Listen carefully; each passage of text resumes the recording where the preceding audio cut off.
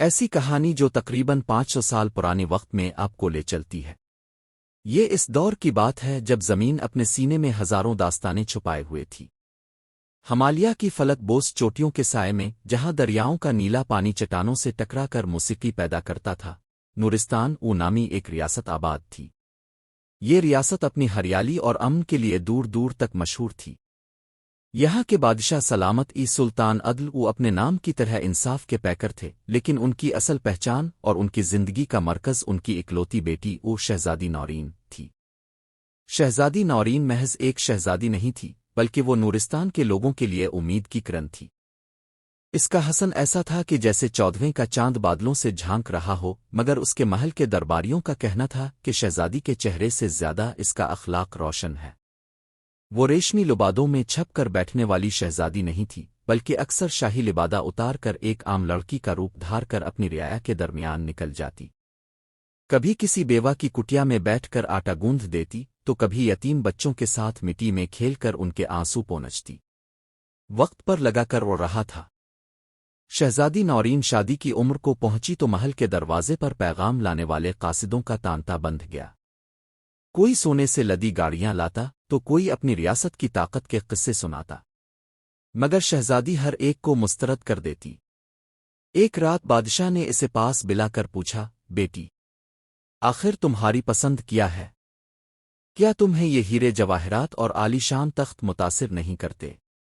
نورین نے مسکرا کر جواب دیا، ابا حضور، تاج سر پر ہو یا نہ ہو اس سے فرق نہیں پڑتا۔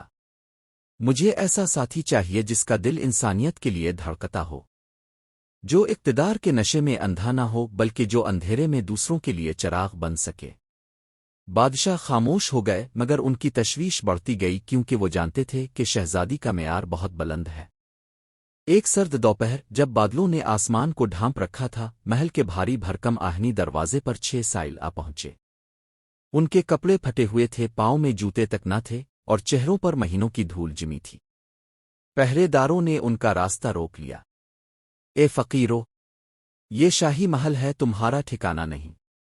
یہاں سے دف ہو جاؤ ورنہ پابا زنجیر کر دیے جاؤ گے۔ اتفاق سے شہزادی نورین وہیں سے گزر رہی تھی۔ اس نے سپاہیوں کی گرج سنی تو ٹھہر گئی۔ ان 6 بھکاریوں کی آنکھوں میں عجیب سی چمک تھی، ان کی کمریں جھکی ہوئی تھیں، مگر ان کے لہجے میں کوئی خوف نہ تھا۔ شہزادی نے بلند آواز میں کہا، رکو، ان مسافروں کو عزت کے ساتھ اندر لایا جائے۔ درباریوں نے سرگوشیاں شروع کر دیں، مگر شہزادی کے حکم کے سامنے کسی کی نہ چلی۔ شہزادی نے انہیں شاہی مہمان خانے میں ٹھہرایا، انہیں عمدہ ریشمی لباس دیے اور اپنے سامنے بٹھا کر کھانا کھلایا۔ وہ خود ان کی خاطر مدد کر رہی تھی، جیسے وہ بھکاری نہیں بلکہ کسی دور دراز ملک کے شہزادے ہوں۔ اگلی صبح جب سورج کی پہلی کرن نے محل کے گنبدوں کو چھوا، ان چوہے بھکاریوں نے شہزادی سے ملاقات کی خواہش کی۔ ان میں سے ایک، جس کا نام صادق معلوم ہوتا تھا، بولا، اے شہزادی، آپ کی سخاوت کا تذکرہ سنا تھا، آج دیکھ بھی لیا، مگر ہم آپ کے سامنے ایک سوال رکھنا چاہتے ہیں۔ اگر آپ نے اس کا درست جواب دے دیا تو ہم سمجھیں گے کہ آپ واقعی اس اعزاز کی حقدار ہیں جو قدرت آپ کو دینے والی ہے۔ دربار میں سناٹا چھا گیا۔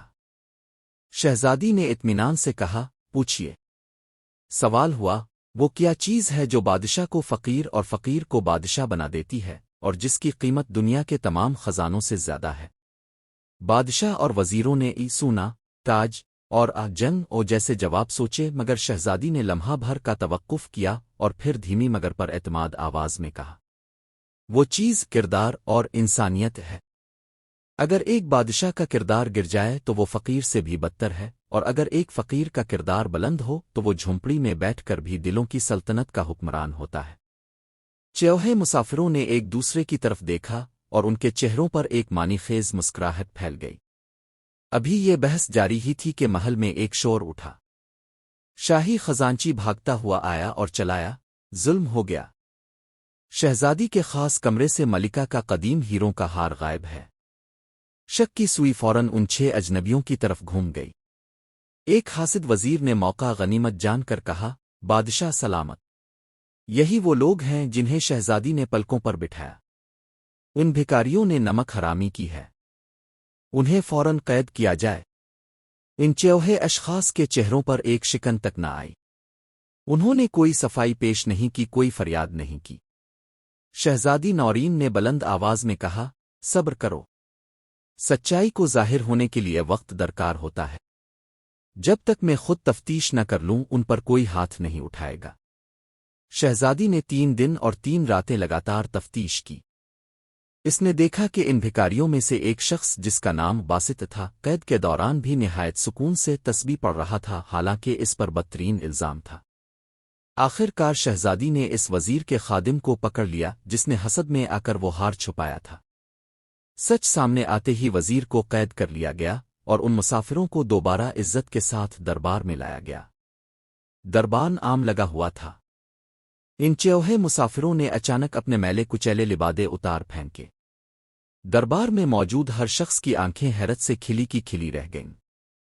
ان کے نیچے سے قیمتی لباس اور شاہی نشانات نمودار ہوئے۔ ان میں سے ایک نے آگے بڑھ کر کہا، بادشاہ سلامت، ہم بھکاری نہیں ہیں۔ ہم 6 ریاستوں کے شہزادے ہیں جو اس تلاش میں نکلے تھے کہ کیا دنیا میں کوئی ایسی عورت موجود ہے جو صرف تاج و تخت کی طلبگار نہ ہو۔ ہم نے آپ کی بیٹی کا امتحان لیا، اسے آزمائش میں ڈالا، اس پر جھوٹا الزام لگنے دیا تاکہ اس کا صبر دیکھ سکیں، اور وہ ہر امتحان میں سرخرو ہوئی۔ بادشاہ کی آنکھوں میں فخر کے آنسو آ گئے۔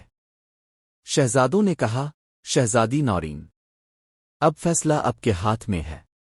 ہم میں سے ہر ایک دولت مند بھی ہے اور طاقتور بھی۔ آپ کسے منتخب کریں گی؟ شہزادی نورین اٹھی اور ان چوہے کے سامنے سے گزری۔ وہ باسط نامی اس شہزادے کے پاس جا کر رکی جس نے قید کے دوران خاموشی اور وقار کے ساتھ صبر کیا تھا۔ شہزادی نے کہا، طاقت تو کسی کے پاس بھی ہو سکتی ہے، مگر مشکل وقت میں اپنی زبان کو قابو میں رکھنا اور اللہ کے فیصلے پر راضی رہنا صرف بڑے ظرف کا کام ہے۔ میں اس شخص کو اپنا جیون ساتھی چنتی ہوں جو طوفان میں بھی پرسکون رہنا جانتا ہو۔ اختتام، نورستان کا سنہرا دور۔ پورے نورستان میں چراغاں کیا گیا۔ شہزادی نورین اور شہزادہ باسط کی شادی کی تقریب 7 دن تک جاری رہی۔ غریبوں کے لیے لنگر کھول دیے گئے اور ریاست کا ہر فرد اس جشن میں شریک تھا۔ شادی کے بعد شہزادہ باسط نے نورستان کے نظام کو مزید بہتر بنایا۔ اس نے شہزادی کے ساتھ مل کر ایسی درسگاہیں اور ہسپتال بنائے جہاں غریبوں کا علاج مفت ہوتا تھا۔ آج بھی جب نورستان کی پہاڑیوں میں ہوا چلتی ہے تو ایسا لگتا ہے جیسے وہ شہزادی نورین اور ان 6 شہزادوں کی کہانی سنا رہی ہو، ایک ایسی کہانی جس نے دنیا کو یہ سکھایا کہ انسان کا اصل حسن اس کے چہرے میں نہیں، اس کے کردار میں ہوتا ہے، اور سچی دولت سونا نہیں بلکہ وہ رحم دلی ہے جو انسان کو دوسرے کے دکھ میں تڑپا دے۔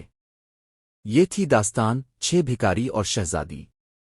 امید ہے اس طویل قصے نے آپ کے دل پر دستک دی ہوگی۔ یاد رکھیے، زندگی ایک امتحان ہے اور اس میں وہی کامیاب ہوتا ہے جس کے پاس صبر کا دامن اور سچائی کا نور ہو۔ دوستو، یہ کہانی آپ کو کیسی لگی؟ کمنٹس میں اپنی رائے کا اظہار ضرور کیجیے گا۔ ہمارے چینل خلیل جبیر کو سبسکرائب کر دیجیے گا۔ ویڈیو دیکھنے کا بہت بہت شکریہ۔